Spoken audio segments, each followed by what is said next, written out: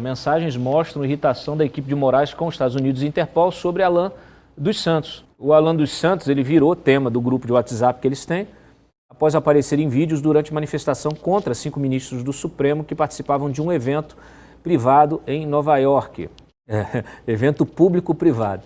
No dia 14 de novembro de 2022, o Marco Antônio Vargas enviou ao grupo em que estava o Ayrton mensagens do ministro Moraes. O texto foi acompanhado de um link de uma publicação que tinha um vídeo do jornalista lá, do bolsonarista, ofendendo o brasileiro na saída do hotel. E aí ele escreve: peça para o Ayrton falar com a PF sobre o alerta vermelho, diz a mensagem do Moraes, encaminhada pelo Marco Antônio. O Ayrton, então, diz que já acionou o representante da Interpol e que a Interpol em Washington e o adido brasileiro também foram procurados. Só que a Interpol não deu muita atenção, quer dizer, atenção alguma. E ele explica o seguinte: a questão do alerta vermelho é uma longa história, mas em resumo é o seguinte: o pedido do alerta vermelho já foi feito há mais de um ano, só que ele está em Lyon, que é a sede da Interpol, e o pessoal de lá até agora não atendeu, simplesmente se recusou a pôr e de nada adiantar os pedidos reiterados feitos pela Interpol aqui do Brasil. Segundo ele, mesmo após vários pedidos, o escritório central da Interpol na França não incluiu o nome do Alan no alerta vermelho e deu a entender que a questão poderia ter viés político. Isso já foi feito há mais de um ano, nós estamos pedindo, eles não colocaram, isso fez com que, aliás, o Alan não fosse preso até agora. O juiz também comentou no áudio que até novembro de 22, os Estados Unidos nem sequer responderam oficialmente o pedido de extradição.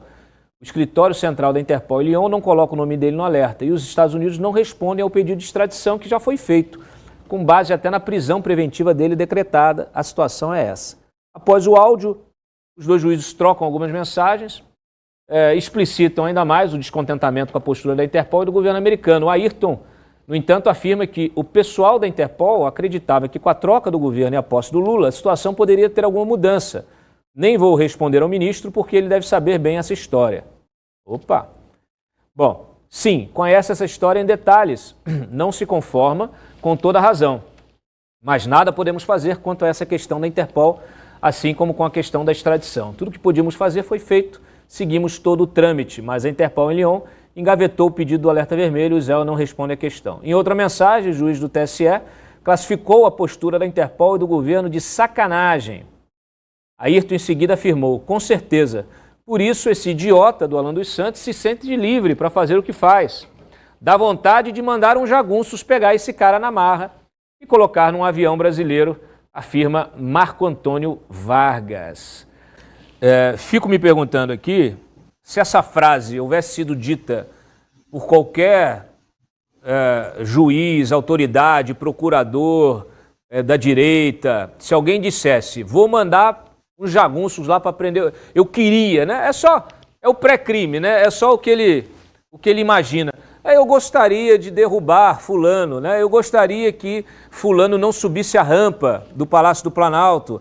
Eu gostaria que, quer dizer, a gente já viu, na verdade, muita gente sendo presa por expressar um sentimento. Ali você tem um cara que é um operador do direito, ali é um auxiliar, né, um longa-manos do Alexandre de Moraes, um auxiliar com cargo de autoridade dentro do TSE, com poder na caneta, e ele expressando essa vontade de mandar uns jagunços lá para pegar o sujeito e colocar dentro de um avião.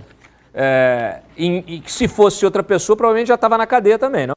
Pois é, ó, tirando essa parte... Se ele fosse o investigado, né, e não o investigador do Moraes, se ele fosse o investigado do Moraes, ele certamente já estaria preso. Exatamente. Tirando essa parte da grosseria, né, de absolutamente um negócio de mau gosto, de utilizar essa forma, esse vocabulário para se dirigir ao outro, e que em si isso mostra já um direcionamento das investigações, porque quando eu desejo que o outro seja tratado com força bruta, esse desejo expressa em mim uma visão de que o outro não é o meu investigado, o outro é meu inimigo. E a partir do momento em que o outro é meu inimigo, eu me torno inapto para o cumprimento dessa função de investigação ou de julgamento. Esses assessores não são o ministro, mas eles falam em nome da função do ministro. Como você bem disse, são longamanos. O que é o longamanos?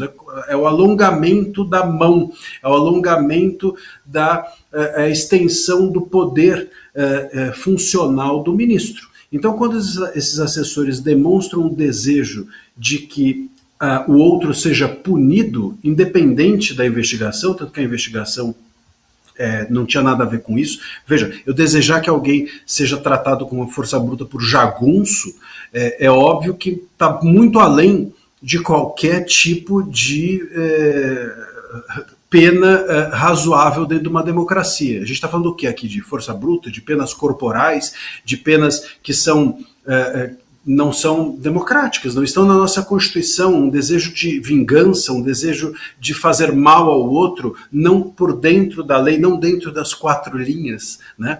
Então, esse desejo, ele é um desejo inconstitucional, ele é um desejo que fala em nome da função do ministro. Então, com isso, o ministro se torna suspeito para essas investigações com absoluta certeza. Essas investigações contra Alan dos Santos, contra Rodrigo Constantino, contra Paulo Figueiredo, que foram os que até agora foram expostas, as mensagens a respeito deles, e contra a revista Oeste, esses investigados todos, essas investigações têm de ser todas anuladas. Revista Oeste, a história era de que use a criatividade. De novo, a gente tem aqui uma subjetividade que não tem nada a ver com a Constituição. E ainda dizia, procure outras revistas desse estilo, o que mostra que não estava se buscando uma investigação de algo ilícito, mas de um estilo. Um estilo o quê? Um estilo ideológico? Um posicionamento editorial? Então buscava-se algo que não tem nada a ver com a lei. Então, há um posicionamento completamente direcionado e subjetivo para essas investigações.